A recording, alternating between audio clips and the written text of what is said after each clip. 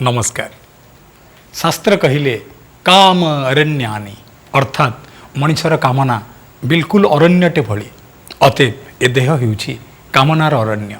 ए देहरु काम क्रोध मद लोभ दंभ और दुर्भाव को विनाश करने पाई एकमात्र उपाय होउछि वनरे जीवन यापन करने। जोथिपाई भारतवर्षर अगणित साधु सिद्ध सन्थ आज विजन जीवन यापन करती हिमालयर घंच अरण्य भितरे। जेभली भावरे लुहार छेणी रे कमार आउ एक लुहा को दुई भाग करे खंडित करे, ठीक से भली भावरे प्रकृतिर अरण्य द्वारा मानव शरीर रूपी कामन्यार अरण्यरु कामना को विनाश करा जाए। एबे ब्राह्मण आत्मदेव संसार दुख को भूलिबा पई अरण्य को यात्रा कले। पुण्यात्मा मनीषटीए टिकिए दुख पाइले ईश्वरंक कथा चिंता करे, किंतु पापीटीए पुणी बुड़ी जाए पाप भितरे। मते जेते माठिबु माठ मु सेई दरपोड़ा काट। एई न्याय ब्राह्मण आत्मदेवंकर पत्नी धुंदुली किंतु तथापि बंचिचंती मोहरे मायारे मिछरे छंदरे कपटरे। भगवान को सृष्टि रे कि वैचित्रता। स्वामी धर्मर यात्रा कला बेले पत्नी बुड़ी रहउचंती अधर्मरे। तेबे कुआडे जाउछि तांक जीवनर यात्रा देखंतु।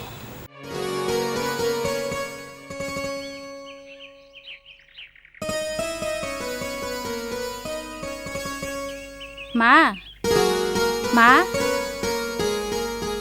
माँ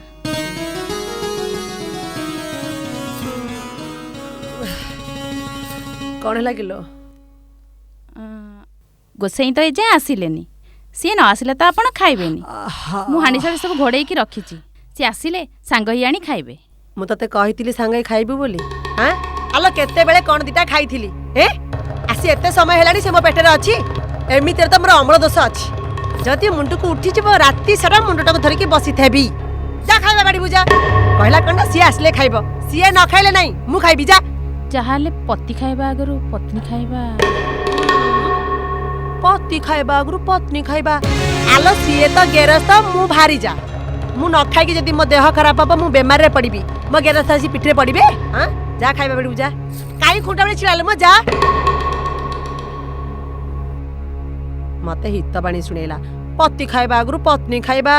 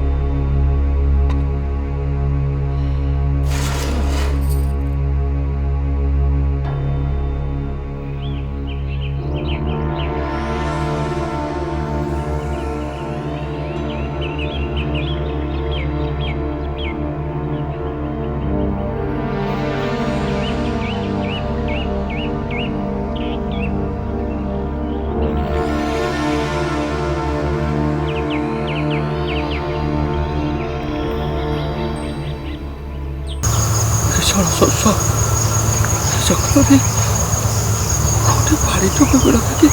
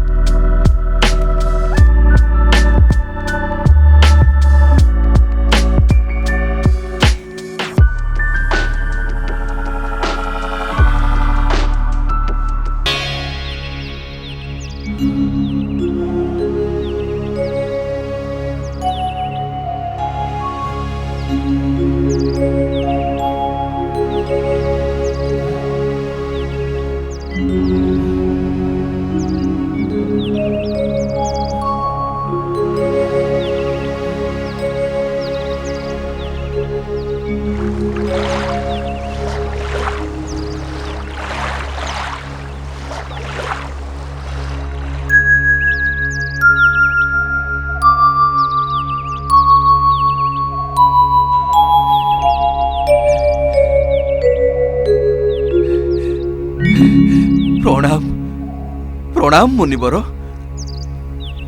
यशस्वी भव। जस जस मो कपाल रे नाही मुनिवर। गोटे पुरुष पाई ए संसार सर्वश्रेष्ठ जस होउछि अबिकल तारी परी पुत्र संतान। किंतु किंतु मु जड़े संतान विहीन पिता। मु जड़े दुखी ब्राह्मण। ईश्वर जहा करंती प्राणीर मंगल पाई बश्य या पछरे परम पितांकर किछि ना किछि उद्देश्य निश्चय थिबो। उद्देश्य? हाँ, या पछरे केवल तांकर गोटे उद्देश्य ए दुखी ब्राह्मण को अपुत्रिक दुखरे तिल तिल करी जालिबा। ए दुनिया दांडरे अपमानित करिबा, दशहीन करिबा।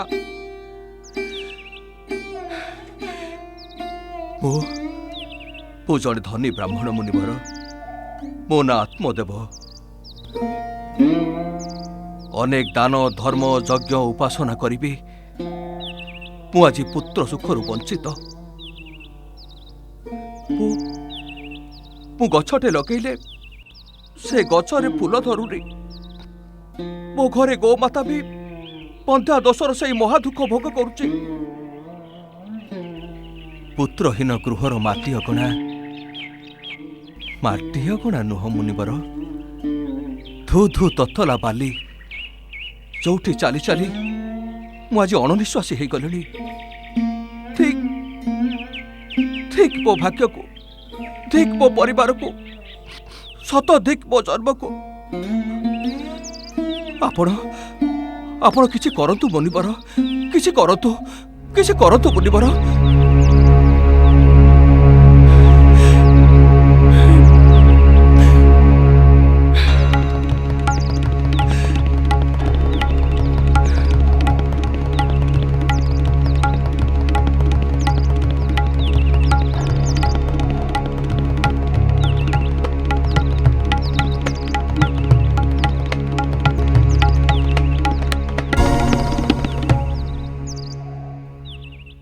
मु तुम कपाल रेखा को पढ़ी सारी आत्मदेव।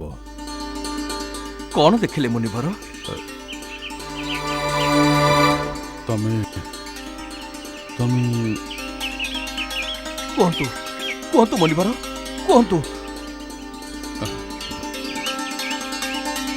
तम भाग्य पुत्र प्राप्तिर जोग नाही आत्मदेव। तमे जीवन जाक एमिति अपुत्रिक हेई रहिबो।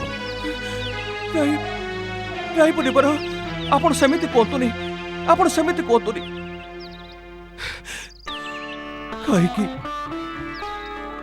कहीं एमती गोटे पोड़ा कपाल नहीं मत ईश्वर पृथ्वी को पठेले। मोठारू मो पूर्व पुरुष माने पानी टोपे पाई पारिबेनी। बड़ बड़ अबारे स्वर्ग रे बसी मो पे आखिर लुह गड़ेबे। ए दुख मु सही पारिबेनी मुनिवर, सही पारिबेनी।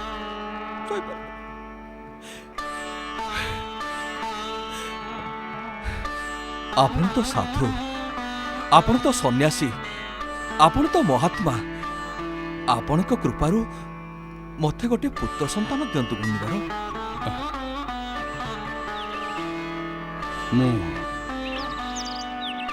मु मो निजर समस्त सिद्धि विनियोग करी तुमको पुत्र संतान टे देई पारंती आत्मदेव।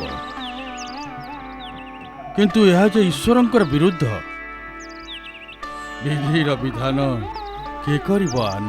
किंतु ए अंतर्धारु मोर मुक्ति दरकार मुनिवर।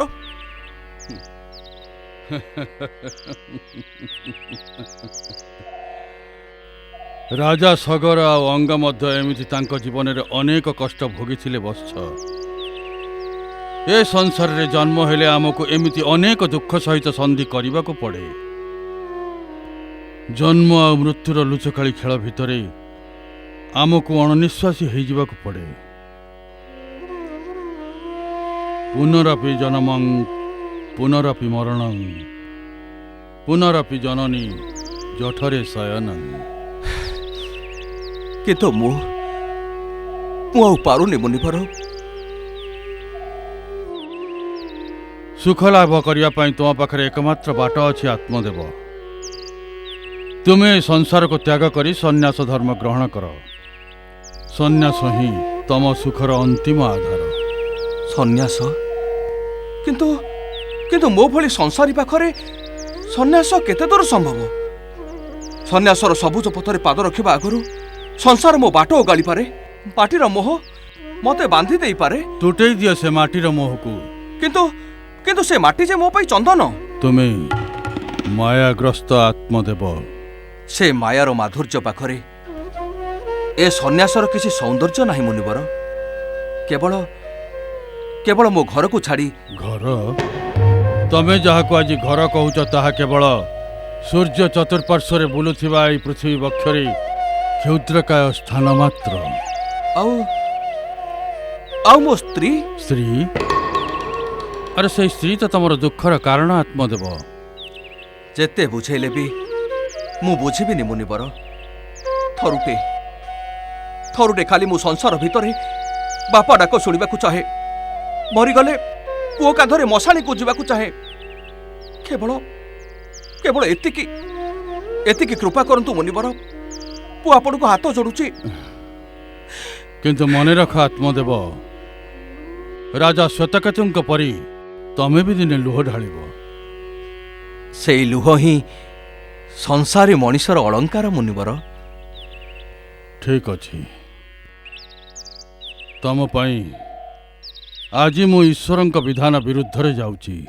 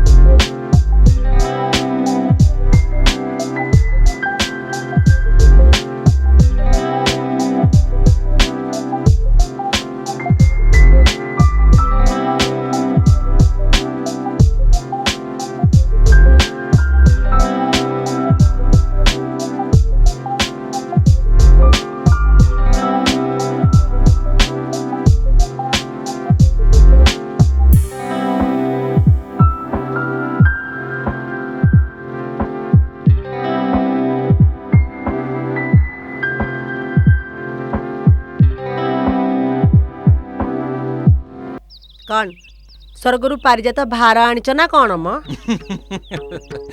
गोटिए पारिजात कौन दुंदुली? मु जहा आनिची कोटिए पारिजात भी आहुरी मूल्यवान। मोरे सुंदरिया बेक पाई को जहुरी ठारू हीरार हार आनिच ना कौन बा? एटा हीरार हार नुह कि पारिजात फूल नुह, ताठू आहुरी मूल्यवान। ता महिमा जानिले तबे पूरा खुशरे नाचे उठिबो दुदुली। मला मला मला आखी को जाऊनी देखा ना खाइबा को पका अखा। कियो कौन आनिच देखौ न? देखिबो तो एई देख। गोटे सुखिला फल बाटरू गोटे आनी मते देखौच? नाई नाई नाई दुंदुली, एटा साधारण फल नुह। এইটা হচ্ছে ঋষিঙ্কর আশীর্বাদ ফল।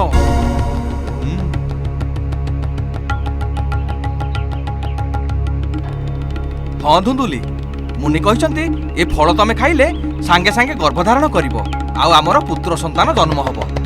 ହଁ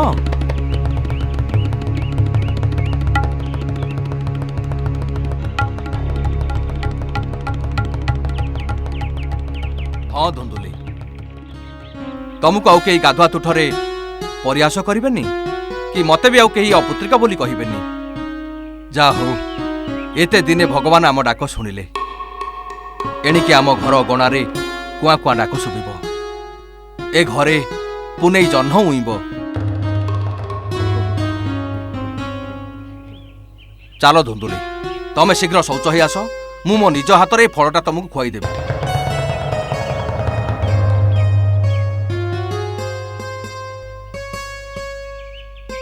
ଧୁନ୍ଦୁଲି, ଧୁନ୍ଦୁଲି, ଏ ଧୁନ୍ଦୁଲି, ହଁ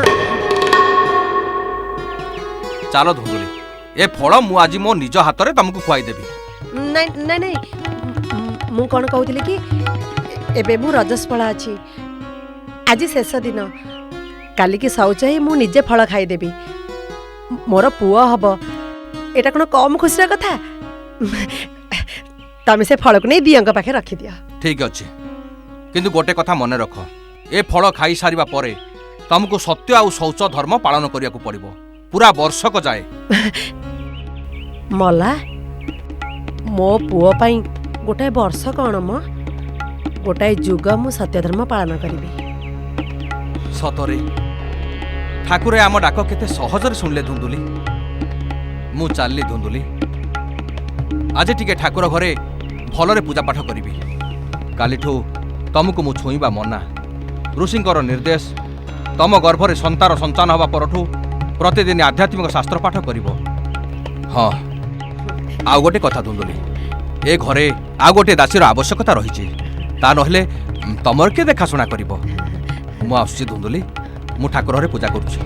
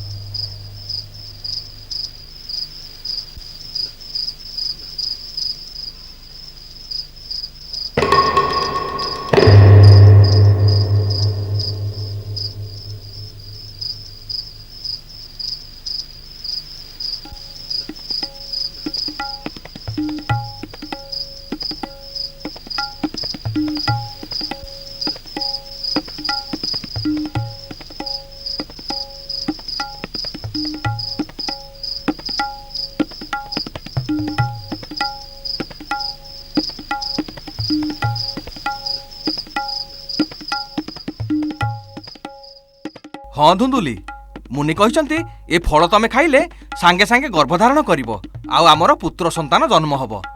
ହଁ,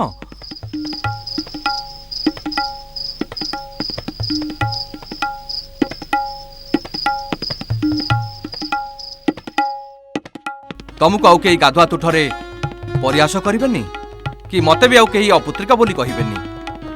ଯା ହଉ एते दिने भगवान आम डाक शुणिले एणिकी आम घर गणारे कुआ कुआ डाक शुभिब ए घरे पुनै जह्न उइब।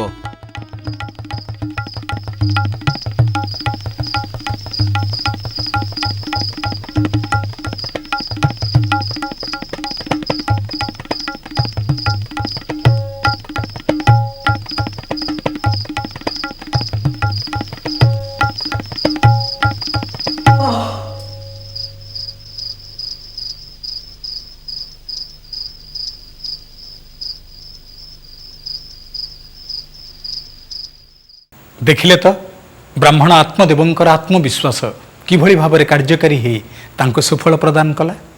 ଅନ୍ୟପଟେ ପତ୍ନୀ ଧୁନ୍ଦୁଲି ଏଯାଏଁ ବୁଝି ନାହାନ୍ତି ଆଧ୍ୟାତ୍ମିକତାର ମୂଲ୍ୟ, ଏଯାଏଁ ଜାଣି ନାହାନ୍ତି ସାଧୁ ଏବଂ ସନ୍ଥଙ୍କର ମାହାତ୍ମ୍ୟ। ଯେଭଳି ଭାବରେ ଘୁଷୁରୀକୁ ପାଚେଲା କଦଳୀ ସୁଆଦ ଲାଗେ ନାହିଁ ଅବା ବେଶ୍ୟା ନିଜର ସୁପୁତ୍ରକୁ ଶ୍ରଦ୍ଧାର ସହ ଗ୍ରହଣ କରିପାରେ ନାହିଁ, ଠିକ୍ ସେହିଭଳି ଭାବରେ ମହାଚ୍ଛନ୍ନ ଧୁନ୍ଦୁଲି ଗ୍ରହଣ କରିପାରୁନି ସାଧୁଦତ୍ତ ଫଳକୁ। ପରେ ପରେ କୁଆଡ଼େ ଯାଉଛି ଧୁନ୍ଦୁଲିର ଜୀବନ। ପାପ ମଣିଷକୁ ଅନ୍ଧକାର ଜଗତକୁ ନେଇଯାଏ। ପାପ ମଣିଷକୁ ଏକ ଏମିତି ମୂଲକକୁ ନେଇଯାଏ ଯେଉଁଠି କେବଳ ଲୁହ, ଦୁଃଖ ଆଉ ଯନ୍ତ୍ରଣା ଛଡ଼ା କିଛି ବି ନଥାଏ। କୁଆଡ଼କୁ ଯାଉଛି ଧୁନ୍ଦୁଲିର ଜୀବନ, ଏକଥା ଆମେ ଜାଣିବା ଆଗାମୀ ଅଧ୍ୟାୟରେ। ନମସ୍କାର।